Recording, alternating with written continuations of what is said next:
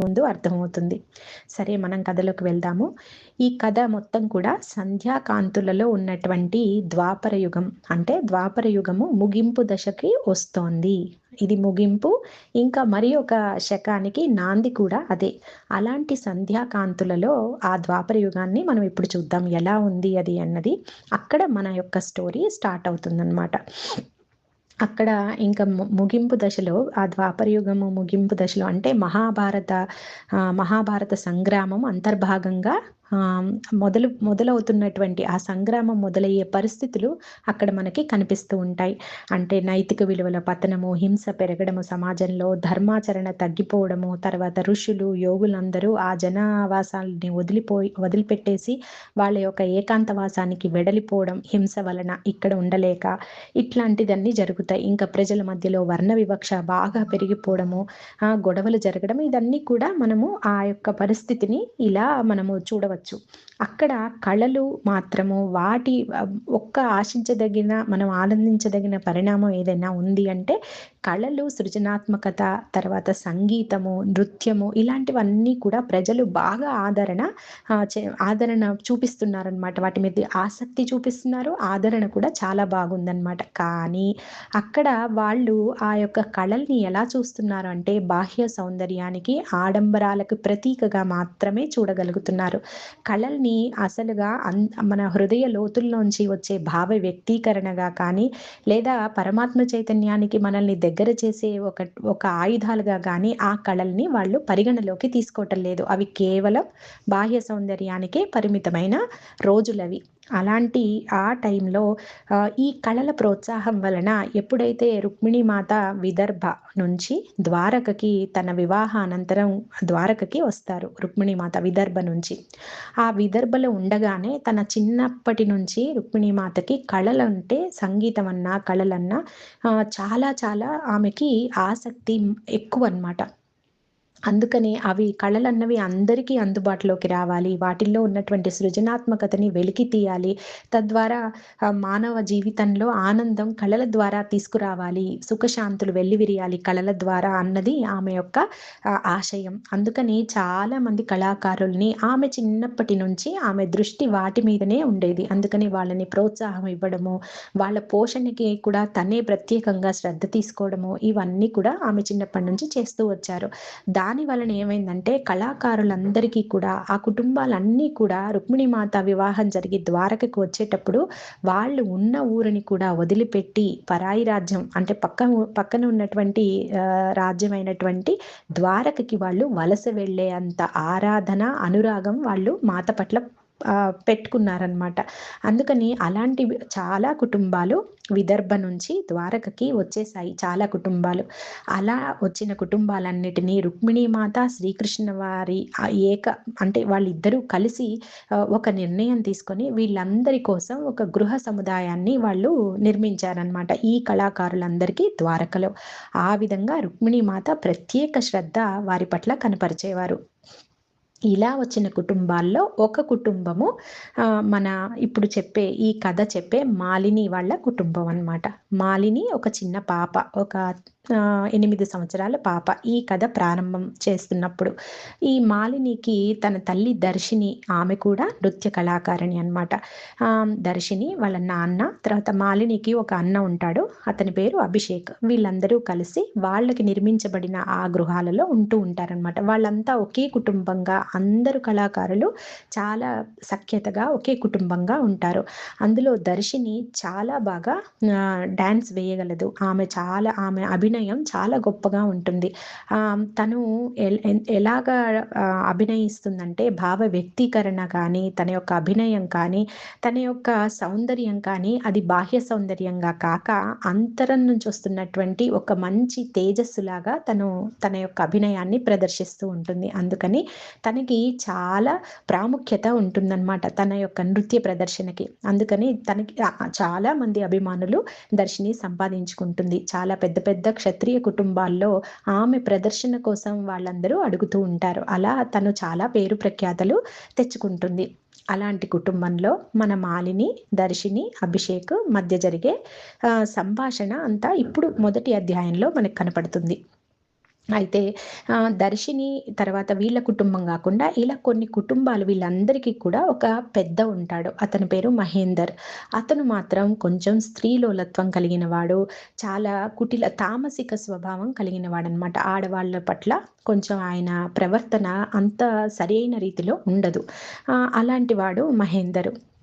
వీళ్ళందరూ ఒక దగ్గరే ఉంటారనమాట. ఇలా ఒక దర్శిని ఎప్పుడు తన పిల్లల్ని నిద్రపుచ్చేటప్పుడు రకరకాల కథలు రుక్మిణీ మాత గురించి కథలుగా చెప్తూ ఉండేది. జరిగిన సంఘటనలని పిల్లలకి వివరిస్తూ ఉండేది. మాత యొక్క దివ్యత్వాన్ని, మాత యొక్క కారుణ్యాన్ని, మాత యొక్క దయని, అలాంటివన్నీ మాత యొక్క చిలిపితనాన్ని వీటన్నిటిని కథలుగా తన పిల్లలకి చెప్తూ ఉండేది. ఈ పిల్లలు కూడా అమ్మ చెప్పే కథలంటే వారికి చాలా ఇష్టం. మనం గూడా చెప్తాం గదా! మన పిల్లలకి రాత్రిపూట ఇలాగా కథలన్నీ చెప్తూ పిల్లల్ని నిద్రపుచ్చటం ఆవిడకి అలవాటనమాట.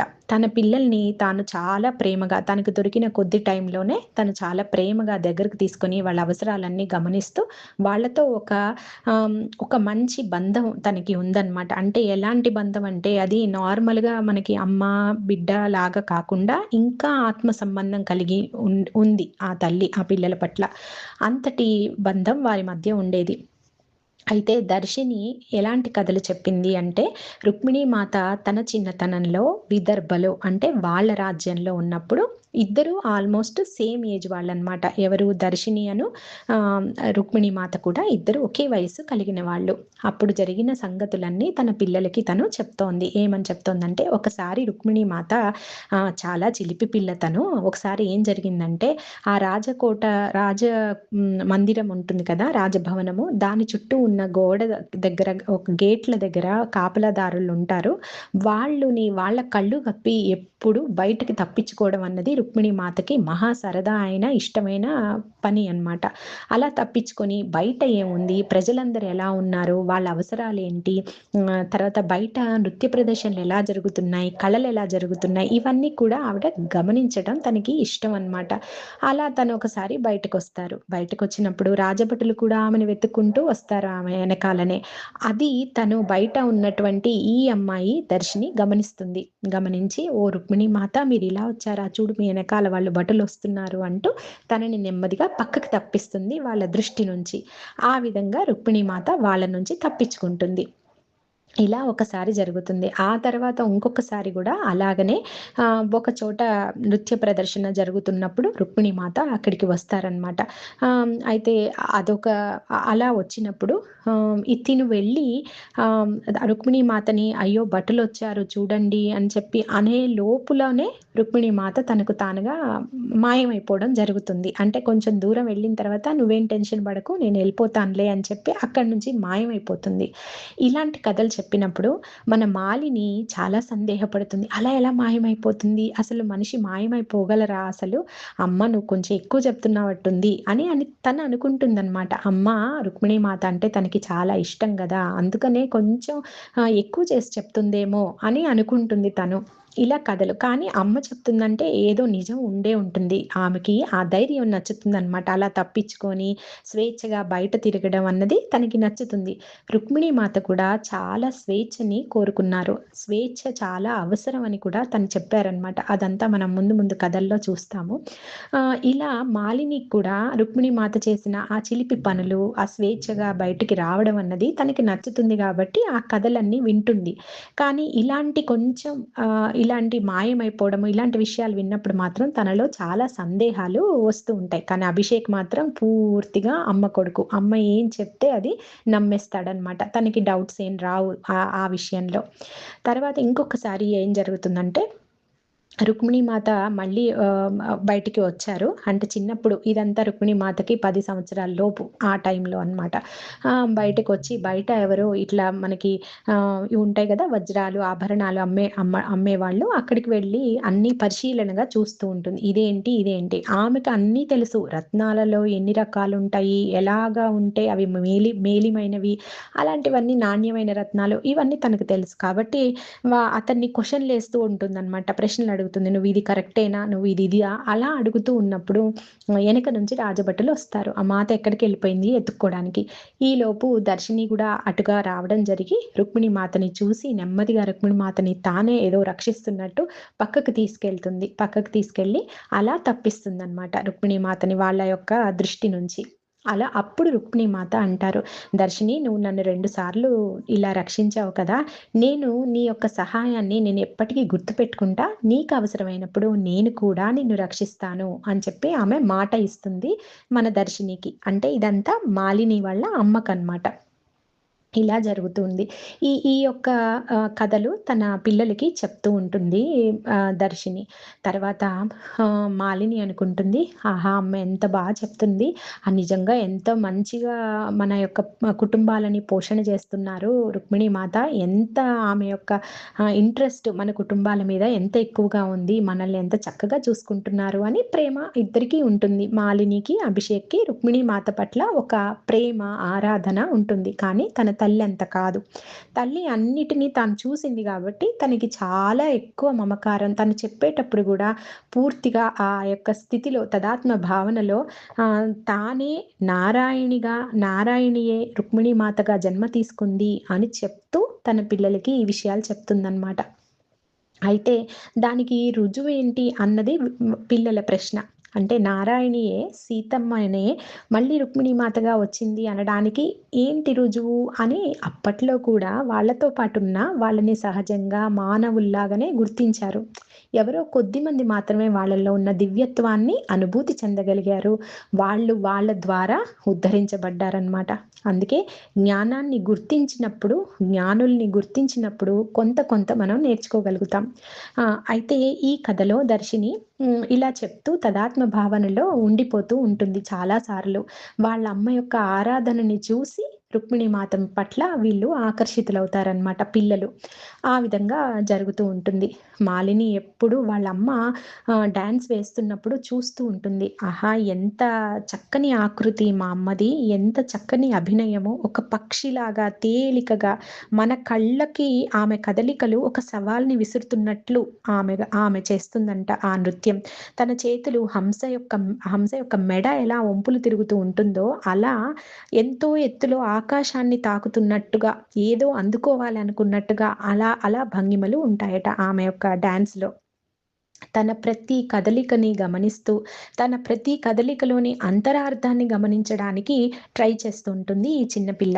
తనకు అమ్మే ఆదర్శం, అమ్మే లోకం, అమ్మే అన్నీ అన్నమాట. అంత ప్రేమ అమ్మ పట్ల మాలినికి ఉంది. తనెప్పుడు అనుకుంటుంది, అబ్బా! అందము, అభినయము, సృజనాత్మకత ఇవన్నీ కలగలిసిన శిల్పం కదా మా అమ్మ.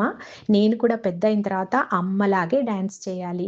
అమ్మలాగే మంచి పేరు తెచ్చుకోవాలి. నేను అమ్మలాగే ఉండాలి అని అనుకుంటుంది. ఇది సహజం. ప్రతి చిన్న పిల్లలు వాళ్ళ పెద్దవాళ్ళని చూసి వాళ్ళు అనుకుంటారుగా ఆదర్శంగా.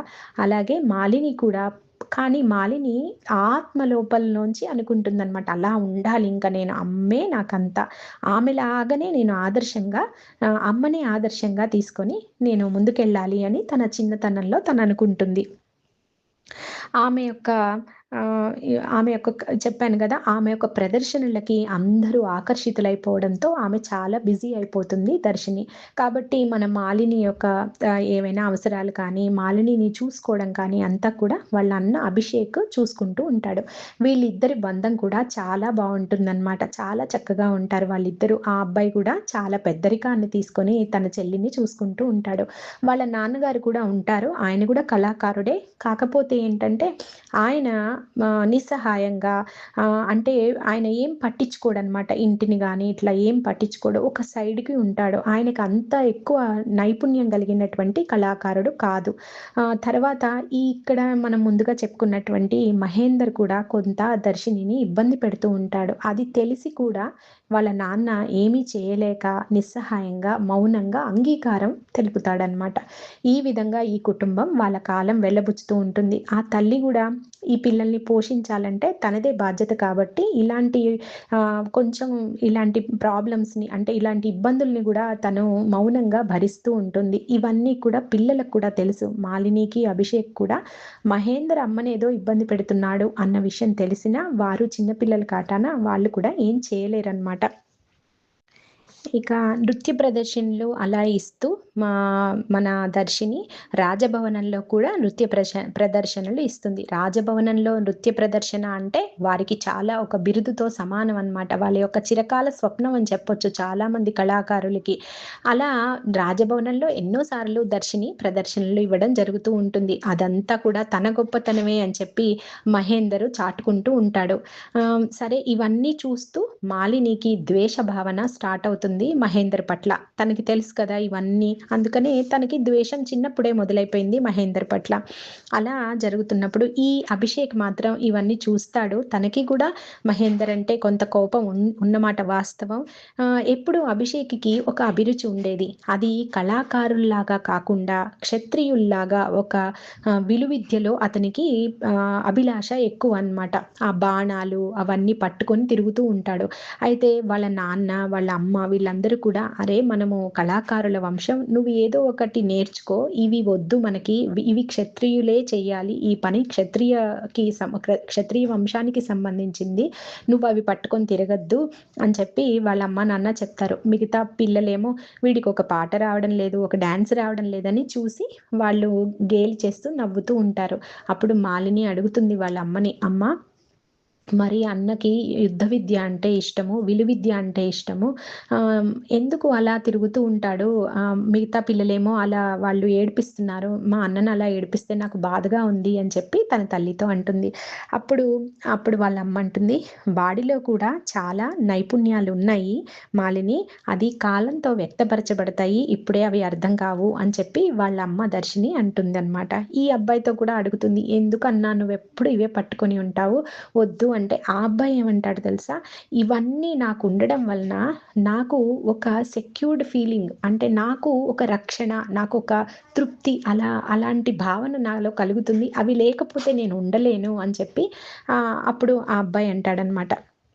అయితే వీళ్ళందరూ ఆశ్చర్యపోతుంటారు. ఏంటి ఇలా అంటున్నాడు? అవి లేకపోతే ఉండలేనంటాడేంటి అని. అప్పుడు వాళ్ళ నాన్న చెప్తారు, "నీకు అవి నేర్చుకోవాలనున్నా, వాటితో ఆడుకోవాలనున్నా అందరిలో ఆడుకోకట్లా. నువ్వొక్కడివి ఇంట్లో ఉన్నప్పుడు నువ్వు వాటితో ఆడుకో, బయటికి తీసుకురాకు" అంటారు. అంటే అంత వర్ణ వివక్షత ఆ యొక్క కాలంలో ఉండేదనమాట. అప్పుడు అలా ఉంది పరిస్థితి. ఇది ఇలా జరుగుతూ ఉన్నప్పుడు ఒకసారి ఒకరోజు రాత్రి దర్శిని చెప్తూ ఉంటుంది కథ. మామూలుగా రోజులాగానే వాళ్ళ పిల్లలకి కథ చెప్తోంది. ఆ కథలో ఏమని చెప్తుంది అంటే, ఒక రోజున రుక్మిణీమాత నేను చెప్పాను గదా! ఒకసారి సంగీత కచేరీకి బయట జరుగుతున్నప్పుడు ఒక క్షత్రియ కుటుంబంలో మేము కచేరీ కోసం వెళ్ళాము. నా నృత్యం కూడా అక్కడ ఉండింది. అప్పుడు రుక్మిణీమాత దాన్ని చూడటానికని చెప్పి ఆవిడ మారువేషంలో ఒక పల్లెటూరి పిల్లలాగా ఆమె మారువేషంలో వచ్చారు. నేను ఆమెని గమనించాను. గమనించి రాజభటుల దృష్టి నుంచి ఆమెని తప్పించాలని చెప్పి ఆమె దగ్గరికి వెళ్ళబోయాను. మా అమ్మ నన్నేమో వారిస్తున్నా గూడా నేను వినకుండా, అంటే దర్శిని వాళ్ళ అమ్మ అనమాట. వారిస్తున్నా గూడా వినకుండా నేను వెళ్తూ ఉన్నాను. అక్కడ దగ్గరికొచ్చేటప్పటికి అంటే రుక్మిణీ మాత యొక్క సన్నిధిలోకి వచ్చేటప్పటికి తనకి ఒక అద్భుతమైన గంధర్వ గానం వినపడుతుంది. ఏది ఇక్కడ జరిగే కచేరీ కాకుండా ఎక్కడి నుంచో ఒక మైమరిచిపోయే ఒక అద్భుతమైన గానం వినిపిస్తుందనమాట. అది ఒక్క సెకనే తనకి మాత్రమే వినిపిస్తోంది. క్లియర్‌గా తను వింటుంది. మాత సన్నిధిలో ఒక అడుగు దూరంలో. ఇంతలోకి తను మైమరిచిపోయి ఆ కళ్ళు తెరపిడికి రావన్నమాట. కళ్ళు మూసుకుపోతాయి అక్కడికి వెళ్ళేటప్పటికి ఆ మాత సన్నిధిలోకి. ఒక్కసారి కళ్ళు తెరిచి చూస్తుంది. చూడగానే మాత అక్కడ ఉండదు. తనను తాను మాయమైపోతుంది. ఎక్కడికో ఆమె నెమ్మదిగా పక్క నుంచి తప్పించుకొని వెళ్ళిపోతుంది. కానీ తనకర్థం గాదు. అంత అద్భుతమైన గానము ఇక్కడిదైతే కాదు.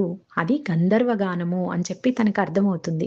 అర్థమయ్యి అది మాత సన్నిధిలో ఆమెకి అది అందిందనమాట. ఆ గానం తన చెవిన పడింది. అంటే మాత కోసం ఎంతోమంది గంధర్వులు మనకి తెలియకుండా ఆహ్, అంటే మనం ఇప్పుడు యాస్ట్రల్ బాడీస్ అంటాం గదా! దివ్య శరీరాలతోటి ఆమె చుట్టూ ఆమె కోసం గానం జేస్తున్నారు. ఆమె వచ్చిందని చెప్పి. అది తను వింటుంది. దర్శిని వింటుంది. అందుకని పిల్లలతో దర్శిని అంటుంది, "మాత సామాన్యురాలు కాదు. సాక్షాత్తు నారాయణి స్వరూపము" అని చెప్పి ఆ పిల్లలకి చెప్తుంది. మళ్ళీ మన దర్శినికి డౌటొస్తుంది. ఎలా సాధ్యం? అలా ఎలా వినపడింది అమ్మకి అని చెప్పి అనుకుంటుంది. ఇంకా తన పాపకి చెప్తుంది దర్శిని, "నువ్వు కడుపులో ఉన్నప్పుడు కూడా నేను అలా గానము అలాంటి గానాన్నే నేను పాడుతూ ఉండేదాన్ని. నువ్వు కడుపులో ఉన్నంత సేపు ఆ 9 నెలలు కూడా నేను ఈ పాటలు పాడుతూనే ఉండేదాన్ని" అని చెప్పి బోలెడన్ని పాటలు ప్రాచుర్యంలో ఉన్న అప్పటి పాటల్ని పాడుతూ, ఆ గానాన్ని గుర్తు చేసుకుంటూ, తన కడుపులోని మాలినితోటి సంభాషిస్తూ ఉండేది దర్శిని. ఆ విధంగా. అప్పుడు మాలిని అంటుంది, "హా! అమ్మ నాకు గుర్తుంది. నువ్వు ఈ పాటే గదా నువ్వు పాడావు. ఇదే ట్యూన్ కదా!" అని చెప్పి మాలిని గూడా అంటుంది. ఈ పాటలు మనము వీటికి ఒక విశిష్టత ఉంది. ఇది మనము ఈ చాప్టర్‌లో మనం ఒకటి గుర్తుపెట్టుకోవాల్సిన విషయం. అంటే తల్లి కడుపులో ఉన్నప్పుడే బిడ్డతోటి ఒక అనుబంధం ఉంటుంది. ఆ అనుబంధము అది తల్లి గనక ఆధ్యాత్మికతలో ఉన్నట్టయితే లేదా ఆ యొక్క చైతన్యంలో ఉన్నట్టయితే అది బిడ్డకి చేరవేయొచ్చు. ఎలా చేరవేయొచ్చు అంటే తన ఆచరణ ద్వారా, తన ఆలోచనల ద్వారా తన కడుపులో ఉన్నటువంటి బిడ్డకి కొన్ని రకాల సంకేతాలని తల్లి పంపించగలదు. ఆ సంకేతాలు ఆ బిడ్డ యొక్క కర్మచక్రము, తర్వాత జన్మ పరంపరలో కూడా వాటి యొక్క ప్రభావం చాలా ఉంటుంది. ఇది ముందు ముందు మనకు అర్థమవుతుంది. కాబట్టి ఈ గానానికి అంటే ఒక సంగీతానికి ఎంతో శక్తి ఉంది. అది లోపల బిడ్డని కూడా స్పందింప చేయగలదనమాట. సరే. మళ్ళీ మనం కథలోకొద్దాం. ఈ విషయాలన్నీ తన మాలినికి చెప్తూ తను దర్శిని అంటుంది. ఎప్పుడైనా అమ్మ గనక నీ దగ్గర లేని పరిస్థితిలో, నువ్వు సంక్లిష్టమైన పరిస్థితిలో, ఒక ఘర్షణ వాతావరణంలో ఒకవేళ నువ్వు అలాంటి వాతావరణాన్ని నువ్వు ఎదుర్కోవాల్సి వస్తే మాలిని, నువ్వు తప్పకుండా రుక్మిణీ మాత సహాయాన్ని నువ్వు అర్థించు. నీకు మాత సహాయం తప్పకుండా అందుతుంది అని చెప్పి ఆ చిన్న పిల్లకి చెప్తుంది తల్లి. అప్పుడు ఆ పాప అనుకుంటుంది, "అమ్మ నువ్వెందుకు అలా చెప్తున్నావు? నువ్వెప్పుడు నాతోనే ఉంటావు కదా! నేను ఇంకా ఎందుకు రుక్మిణీమాత సహాయం అడగాలి?" అని చెప్పి తను అనుకుంటుంది. అమ్మని అడగదు. కానీ తనకి డౌటొస్తుందనమాట. అమ్మ నాతోనే ఉంటుంది. అమ్మ నన్నెప్పుడు చూసుకుంటుంది గదా! అని చెప్పి ఆ పాప అంటుంది. కానీ ఈ విషయాలు అంటున్నప్పుడు దర్శిని చాలా బాధపడుతుంది. సరే ఇది ఆ చిన్న మనసుకి మాలినికి అర్థమవ్వదు. ఇది ఇలా జరిగిన తర్వాత వాళ్ళ అన్నయ్య, తర్వాత మాలిని ఉండిపోతారు ఇంట్లో. వాళ్ళ అమ్మ ప్రదర్శనకి వెళ్ళిపోతుంది నెక్స్ట్ డే. అప్పుడు అభిషేక్‌ని అడుగుతుంది మాలిని, "నువ్వు అమ్మ చెప్పేవన్నీ నిజమని నమ్ముతున్నావా అన్నయ్య? అమ్మకి రుక్మిణి మాత అంటే ఎంతో ప్రేమ ఉంది. అందుకే అమ్మ అలా చెప్తుంది కదా! నేనైతే పూర్తిగా నమ్మలేనన్నా" అని చెప్పి వాళ్ళ అన్నతో అంటుంది. అప్పుడు అభిషేక్ అంటారు, అలా అని నేను అనలేను. నేను పూర్తిగా నమ్మానని చెప్పను. అలా అని నీలాగా అయితే నాకు సందేహాలేం లేవు. కానీ నాకు రుక్మిణి మాత అంటే చాలా గౌరవం, చాలా ఇష్టం అని చెప్పి ఆ అబ్బాయి చెప్తాడు.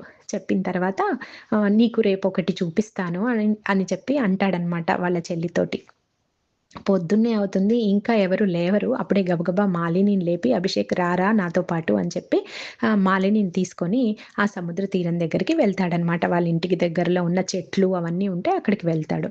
అక్కడికి వెళ్లి చూడు చూడు అని చెట్ల చాటు నుంచి వాళ్ళందరూ చూస్తారు ఈ పిల్లలు. అప్పటికే బోలెడు మంది పిల్లలొచ్చేసుంటారు. ఆ ఊర్లో ఉన్న పిల్లలందరూ ఒస్తారు. ఏంటి అంటే ఏదో ఒక పండగ జరగబోతోంది. మందిరంలో ఒక పూజ జరుగుతోంది. శ్రీకృష్ణుల వారు, రుక్మిణీ మాత ఒక పడవ ద్వారా, ఒక నావ ద్వారా వాళ్ళొస్తున్నారనమాట. వాళ్ళని చూడటానికి ఈ పిల్లలందరూ ఆ చెట్ల ఎనకాల నుంచి దాక్కొని చూస్తూ ఉంటారు. అప్పుడు రుక్మిణీ మాత, శ్రీకృష్ణుల వారు చక్కగా వాళ్ళు వస్తారు, దిగుతారు నావ. దిగిన తర్వాత రుక్మిణీ మాత కోసం ఆయన ఒక భవంతిని ఏర్పాటు చేశారు. ఒక ద్వీపంలో అన్నమాట. ఆ భవంతి నుంచి వాళ్ళొస్తున్నారు. వచ్చిన తర్వాత ఇలా వాళ్ళు చాలా సేపు ఆడుకుంటారనమాట. ఆ సముద్ర ఆ వాటర్‌లో చాలా సేపు ఆడుకుంటారు. ఈ పిల్లలనుకుంటారు, మనలాగే ఉన్నారు, మనలాగే ఆడుకుంటున్నారు, అంతే కదా! అని చెప్పి వీళ్ళనుకుంటూ మురిసిపోతూ ఉంటారు వాళ్ళ ఆటలు చూస్తూ. రుక్మిణీ మాత ఎంతో తేజస్సుతో, శ్రీకృష్ణుల వారు ఎంతో తేజస్సుతో వీళ్ళని వీళ్ళు మర్చిపోయేలాగా వాళ్ళు ఆటలు ఆడుతూ ఉంటారు. మరదే కదా దివ్య లీలలంటే. అలా ఆడుకున్న తర్వాత వాళ్ళు ఆ తడి బట్టలతోటే మందిరానికి వెళ్ళిపోతారు. ఇవి చూసి వీళ్ళు మాట్లాడుకుంటారు. "అన్నయ్య వాళ్ళు తడి బట్టలతోటే వెళ్ళిపోతున్నారు మందిరంలోకని" ఈ పాప అంటుంది. అతను అభిషేక్ అంటాడు, "ఏం పర్వాలేదు శ్రీకృష్ణుల వారు ఎంతో పెద్ద గాలిని ఒక్క సెకన్‌లో తెప్పిచ్చేసి బట్టలన్నీ ఆర్పించేస్తారులే" అని చెప్పి వాళ్ళనుకుంటూ ఉంటారనమాట. వాళ్ళు విన్న కథలను బట్టి. ఇలా జరుగుతూ ఉంటుంది. ఆ తర్వాత రోజు సాయంత్రము ఆహ్, వాళ్ళమ్మ ఇంకొక కథ చెప్తూ ఉంటుంది. అదేంటి అంటే రుక్మిణీ మాత సామాన్యురాలు కాదు. సాధారణమైనటువంటి ఒక రాజకుటుంబంలో ఉన్న యువరాణి కాదు అని చెప్పి వాళ్ళమ్మ చెప్తూ ఉంది. ఎందుకు అని పిల్లలు అడుగుతారు. ఎందుకు నువ్వు అంతలాగా చెప్తున్నావు అని చెప్పి అడిగినప్పుడు ఆహ్ ఆమె యొక్క జన్మ గురించి వాళ్ళ అమ్మ దర్శిని మాలిని పిల్లలకి చెప్తూ ఉందనమాట. మాలినికి, అభిషేక్‌కి. ఎందుకు అంటే రుక్మిణీమాత పుట్టిన ప్రదేశం గురించి అంటే విదర్భ గురించి తాను చెప్తుంది. తన రాజ్యము, తను పుట్టిన రాజ్యము రుక్మిణీమాత ఇప్పుడు ఈ జన్మలో ఆమె జన్మ తీసుకున్న రాజ్యం గురించి చెప్తూ, అది దశరథ మహారాజు యొక్క తల్లి పుట్టిన ప్రదేశం అనమాట. అలాగే లోపాముద్ర అక్కడ పుట్టింది. మనకి తెలుసు కదా! అంత యోగిని మాత లోపాముద్ర అక్కడ పుట్టారని చెప్పి, తర్వాత దశరథుడి తల్లి పుట్టింది. ఇంకా వార్దాయిని అంటే గోదావరి యొక్క బిడ్డ అని చెప్పొచ్చు. వార్దాయిని నది కూడా అక్కడే పుట్టిందని చెప్పి, ఈ అన్నీ ఇంత ప్రాశస్త్యం కలిగిన ప్లేస్‌లో నారాయణి కాక ఇంకెవరు జన్మ తీసుకుంటారు అని చెప్తూ వాళ్ళమ్మ అలా తదాత్మ భావనలోకి వెళ్ళిపోతుంది. అప్పుడు మాలిని అనుకుంటుంది, అమ్మ చెప్పిన అన్ని కథల్లోకి నాకు తన సాహసం ఇష్టము, తన స్వేచ్ఛ ఇష్టము, తన చిలిపితనం ఇష్టము. ఇవన్నీ మాత్రం నేను నమ్ముతాను. కానీ ఇలా అసాధారణమైనటువంటి, అలౌకికమైనటువంటి సంగతుల్ని నేను నమ్మలేను అనుకుంటుంది ఆ చిన్న పాప. కానీ ఇది జరిగిపోతుంది. నెక్స్ట్ తర్వాత రోజున వాళ్ళమ్మ నృత్య ప్రదర్శనకి వెళ్ళిపోతుంది. ఈ పాప ఉంటుంది ఇంట్లో. తర్వాత తను ఆడుకొని ఇంటికొచ్చేటప్పటికి వాళ్ళమ్మ కనిపించదనమాట. అప్పుడు అడుగుతుంది, "అమ్మేది? అమ్మ ఎక్కడికి వెళ్ళిపోయింది?" అని చెప్పి. అప్పుడు వాళ్ళ అన్న అంతకు ముందు రోజు వాళ్ళ అమ్మకి అభిషేక్‌కి మధ్యలో ఏదో చాలా వాడి వేడి చర్చ జరుగుతూ ఉంటుందనమాట. ఈ పాప వచ్చే టైంకి వాళ్ళు మాటలు ఆపేస్తారు. అభిషేక్ బయటికెళ్ళిపోతాడు. వాళ్ళమ్మేమో కళ్ళ నీళ్లు తుడుచుకుంటూ ఇంట్లోపలికి వెళ్ళిపోతుంది. ఇది చూస్తుంది తను. కానీ తనకర్థం గాదు. వాళ్ళమ్మ కూడా ఏమీ చెప్పదు. ఇది జరిగిన తర్వాత రోజు వాళ్ళమ్మ కనపడకుండా మాయమైపోతుంది. అంటే ఎక్కడికో వెళ్ళిపోతుంది. అప్పుడు తను చాలా కంగారు పడుతుంది. అమ్మ ఎక్కడికెళ్ళిందని అన్నని అడుగుతుంది. అన్న బాధగా కిందకి చూస్తాడు కానీ సమాధానం చెప్పలేడు. వాళ్ళ నాన్న దగ్గరికి వెళ్ళి అడుగుతుంది. అమ్మ ఎక్కడికెళ్ళిపోయింది? ఇంకా రాలేదేంటి అని. ఇంకా మీ అమ్మ రాదు. మనల్ని వదిలేసి వెళ్ళిపోయింది మీ అమ్మ. వేరే ఒక మోహిత్ అనే ఒక అంకుల్‌తో వెళ్ళిపోయింది అని చెప్పి వాళ్ళ నాన్న వాళ్ళ పాపకి చెప్తాడు. అంతే ఆ చిన్న మనసు ఎంతో ఆమె యొక్క లోపల హృదయం బద్దలైపోతుంది. అమ్మ ఎందుకు వదిలేసి వెళ్ళిపోయింది? అమ్మ మన మన మన కుటుంబాన్ని వదిలేసి ఇంకొకరితో ఎలా వెళ్ళిపోయింది అన్నది తన చిన్న మనసుకి అర్థం కాదు. ఇంకా ఆమె ఒక దేవతలా చూసింది వాళ్ళ అమ్మని. కానీ ఇప్పటి నుంచి వాళ్ళ అమ్మని ద్వేషించటం మొదలుపెడుతుంది. ఎంత ఇష్టమో, ఎంత ప్రేమ అల్లా కంప్లీట్‌గా అదంతా ద్వేష భావనతో నిండిపోతుంది ఆ పసి హృదయం. ఇది మనకి మొదటి చాప్టర్‌లో జరిగిన సంఘటన అన్నమాట.